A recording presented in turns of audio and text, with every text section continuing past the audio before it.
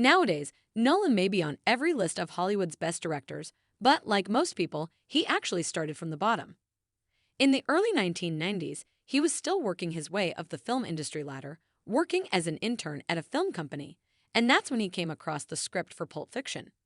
He was a huge fan of Tarantino's previous movie, 1992's Reservoir Dogs, so the chance to read the script for his next movie before it came out in 1994 was golden, right? Well, not really.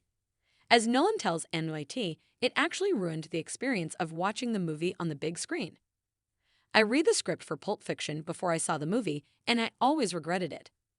I'm a huge Reservoir Dogs fan. I was really excited to see Tarantino's next film. In the end, though, it proved to be a mistake because, as he points out, reading the script wasn't the same as seeing the film. And then seeing the film, having read the script, wasn't the same as seeing the film. As genius as the Pulp Fiction script is, much of what makes it a masterpiece is also Tarantino's directing. And this is the kind of experience one can only get by really watching the movie. It's like you want to open your presents before Christmas, and then if you do, you regret it.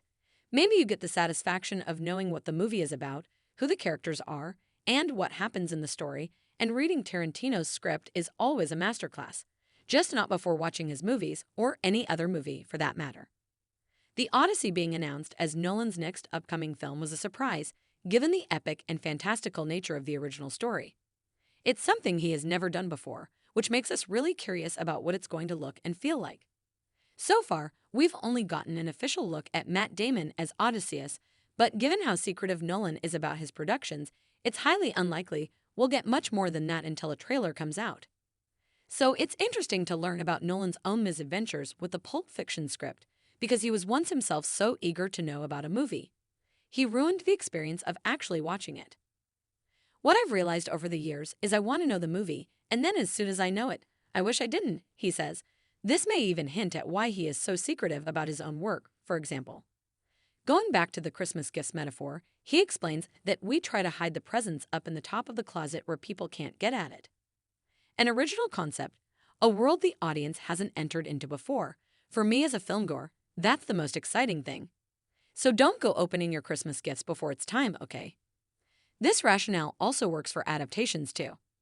The Odyssey, for example, is not an original story, but the original concept lies in the filmmaker's own interpretation, and Nolan's takes on pre-existing works are usually as unique as his original concepts. Just look at The Dark Knight and Oppenheimer. Reading Homer's original epic poem won't spoil anything for those who are too curious. It's been around for over 2,000 years, so it's definitely not a spoiler, because what matters now is what Nolan will do with it on the big screen, not what Homer did millennia ago. Nolan's experience with the script of Pulp Fiction also ties to another of his traits as a filmmaker. He is known to be a fierce advocate of the theatrical experience and always says that his movies are made to be watched in theaters on the big screen.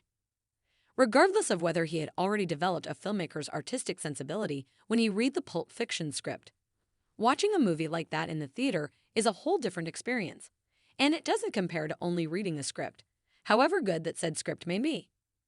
Even after the pandemic, for example, he made sure Tenet got an exclusively theatrical release. This is something Tarantino himself, who wrote that script, also stands for, so there is no arguing against it.